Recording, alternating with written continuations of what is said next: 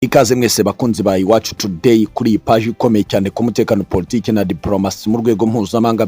Twerekeje ku butaka bwa Ukraine kwa Perezida Volodymyr Zelensky i Kyiv mu murwa mukuru, aho ibintu bikomeje kuzamba bigendanye n'ibimaze gutangazwa na meya w'uyu mujyi w'umurwa mukuru Kyiv Vitali Klitschko ku rukuta rwe rwa Telegram ati umwanzi ararushaho kurasa ibisasu, ariko twizeye ko ubwirinzi bwacu bw'ibisasu nk'ibyo buragira icyo bukora, mukomeze mugume mu bwihisho. Aya magambo atangajwe ku rukuta rwa Telegram na Vitali Klitschko, meya w'umurwa mukuru Kyiv, yongeye gusa n'ahahamura abaturage batuye muri Kyiv rwagati bigendanye n'uko iyi Kyiv yari imaze n'ubundi iminsi ine isandarijwemo ibitwaro byari mu bubiko bw'amajyaruguru neza mu birometero bike uvuye mu gace ka Bucha kari mu majyaruguru y'umurwa mukuru Kyiv, ibigaragaza ko uburusiya bwa Perezida Vladimir Putin bwamaze gukora ikarita yahari umusada w'intwaro z'igihugu cya Ukraine bakawusandaza kugira ngo Ukraine izabure umusada wo kwihagararaho, ari nabyo bisa n'ibyatangiye muri Kyiv rwagati. Ariko kandi ugendeye no ku yandi makuru y'ibitangazamakuru by'imbere mu gihugu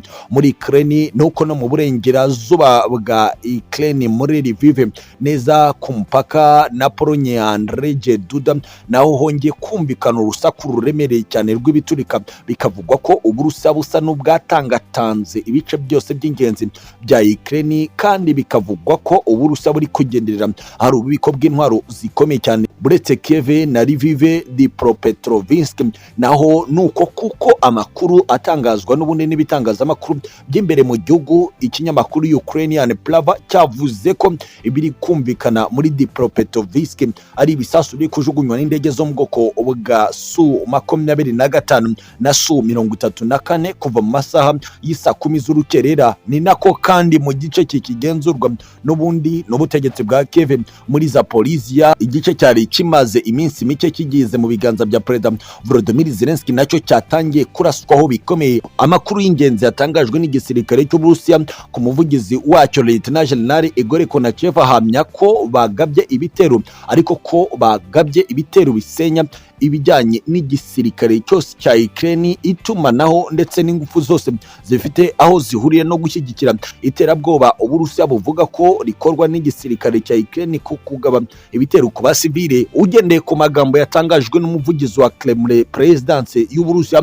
Dmitry Peskov, yagize ati ntabwo igisirikare cyacu kigeze cyataka uduce dutuwemo na rubanda, oya, ntabwo twigeze rwose dusenya ibikorwa remezo bya rubanda, twibasiye ahari ibikorwa by'igisirikare cya Ukraine bigambira ikibi ku butaka bwacu. Ibi byose nibyo bikomeje no gutuma article yanditswe n'ikinyamakuru Belarus Partizan yumvikana ngo Perezida wa Ukraine Volodymyr Zelensky arimo arabahamagara ibihugu byo mu burengerazuba bw'isi yita abafatanyabikorwa b'igihe cyose kuri Ukraine ko akeneye umusada muri ibihe bikomeye. Ariko kandi ku rundi ruhande hari page dukwiye kuba turambura aka kanya ibyatangajwe na Perezida w'Uburusiya Vladimir Putin mu magambo yahaye umunyamakuru wa Kremlin Zarbin. Yagize ati ndabizi neza ko hari byinshi byavuzwe nyuma y'ikiganiro nakoranye n'umunyamakuru Tucker Carlson, ariko ntabwo twebwe bitureba.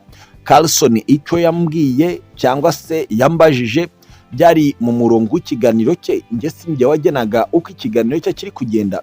Rero kuvuga ibiri kuvuga byose twebwe nk'Uburusiya ndumva ntacyo byaba bidutwaye. Ariko kandi ku rundi ruhande Perezida w'Uburusiya Vladimir Putin yabajijwe kucyo ashobora kuvuga ku bigendanye nuko iki kiganiro cyababaje abo mu burengerazuba bw'isi. Perezida w'Uburusiya Vladimir Putin ati ndashimira cyane umunyamakuru Tucker Carlson, we ubwe wari uzi ibyo abo mu burengerazuba bw'isi bakeneye, cyane cyane abanyamerika, akambaza kandi nkababwiza ukuri.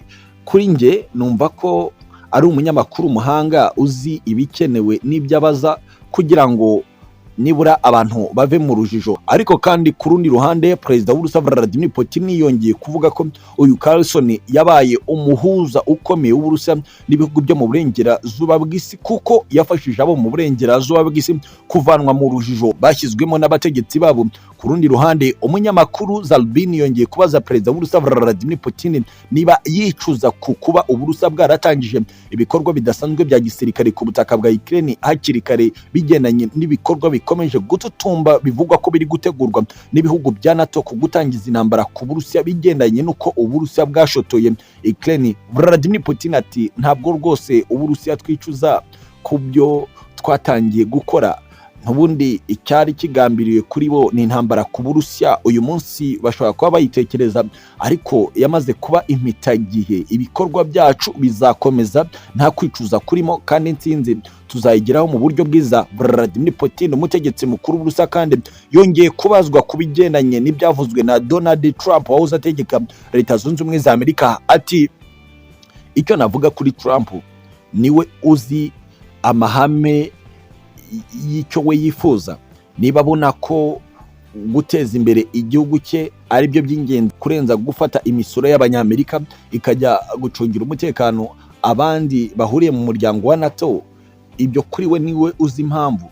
Kuvuga ko yadushishikariza gukora ibyo kwataka ibihugu bya NATO, icyo nta kintu mfite cyo kukivugaho. Gusa Trump ntabwo ari ugena politiki y'ahazaza ndetse na diplomasi y'Uburusiya. Twe dukora ibyo tuzi kandi dushaka mu buryo twifuzamo. Uyu munyamakuru kandi yongeye kubaza Vladimir Putin icyo avuga ku bigendanye n'ikwirakwira ry'intwaro kirimbuzi zikwirakwizwa mu Burayi na Leta Zunze Ubumwe za Amerika.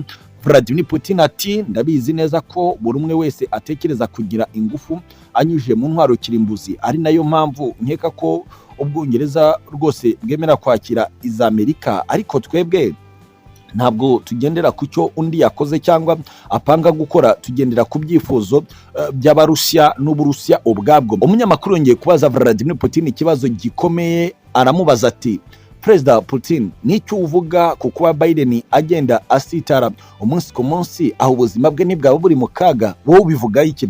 Vladimir Putin mu magambo magufi ati utarasitara na muteri ibuye. Ni byinshi cyane bikomeye ku ngingo zitandukanye ku mutekano, politiki na diplomasi mu rwego mpuzamahanga. Dusoza twakerekeza mu burasirazuba bwo hagati, kimwe mu bitangazamakuru bikomeye ku butaka bwa Arabia Saudite cyanditse ko mu burasirazuba bwo hagati hari gututumba ikintu gikomeye kandi ko kizateza akaga isi dutuye. Amakuru yatangajwe n'iki gitangazamakuru Saudi News cyavuze ko ibiri gukorwa n'igihugu cya Iran na Israel ku mpande zombi, ibihugu byombi bishyigikiwe, ku ruhande rwa Iran hashyigikiwe n'Uburusiya, ku ruhande rwa Israel hashyigikiwe na Leta Zunze Ubumwe za Amerika, n'ibintu bishobora kuza kuba bibi cyane, dore ko hari amakuru avuga ko Syria irifatanyije na Iran bari gutegura ibitero biremereye cyane ku bigo by'abanyamerika, ndetse kandi bikavugwa ko ari mu mugambi wo kugira ngo babanze bakureho ingufu za Amerika babone kwataka Israel. Ni byinshi cyane bikomeye. Nshuti z'akadasoka za Iwacu Today,